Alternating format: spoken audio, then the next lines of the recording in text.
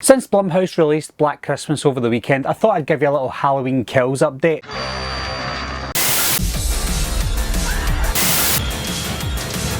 Everybody's a suspect! Coming to get you, Bobber. Now, if you haven't heard already, the rumours are true. Black Christmas is one of the worst horror films of the year and one of the worst films of the year as well. But this video is not about Black Christmas itself, but what we can do, what Blumhouse can do to learn from the mistakes for Halloween Kills coming out. As usual, Blumhouse like to give a micro budget for the horror movies. Black Christmas was around $5 million it cost to make, and it will make its money back. It made over $4.4 million at the weekend and over $3 million internationally. So it's already looking at $7 million overall for the first weekend. That's a profit. As for the advertising, I don't think they advertised this movie a lot, and that could be because they think it was going to bomb anyway and they didn't have a great idea, so they didn't want to put a lot of money into the advertisement, so they can still pull a profit in. So they will still make a profit. One thing Blumhouse are really good at, whether the movie's good or bad, is they're good at knowing how to make a profit.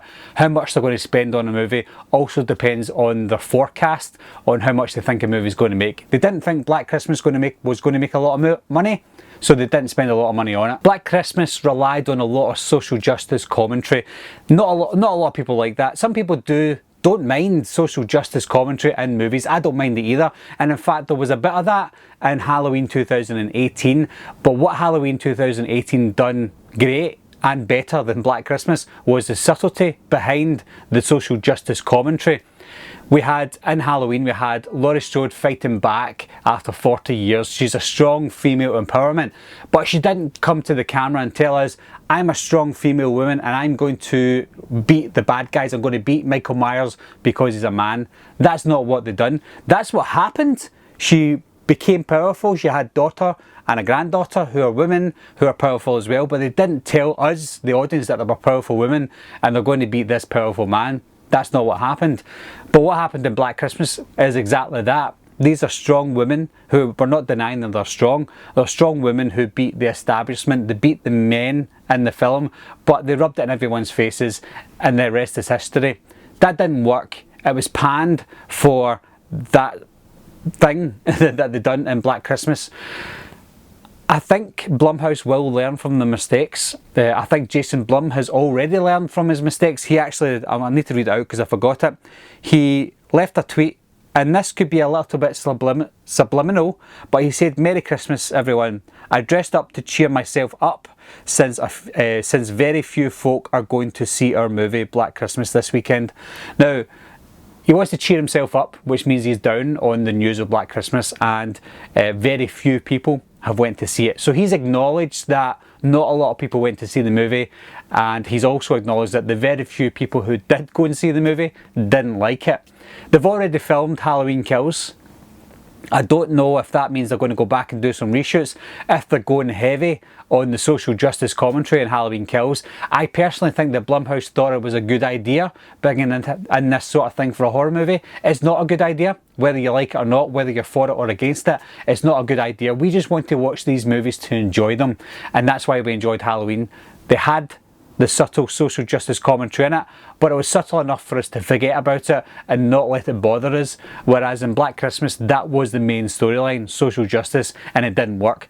I'm hoping that they don't do that with Halloween Kills, because we know that Laurie Strode is already a strong female character.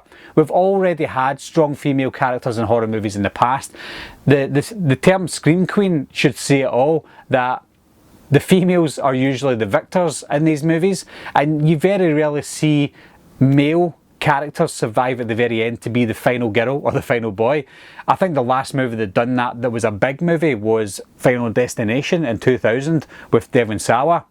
And it's very rarely happened since. So we've already got that female empowerment. We already have that in the Halloween franchise as well. I think that is enough, and I'm hoping that Halloween Kills and the crew behind Halloween Kills learns from Black Christmas's mistakes. I have a feeling though, guys, if they do go a little heavier on the social justice for Halloween Kills.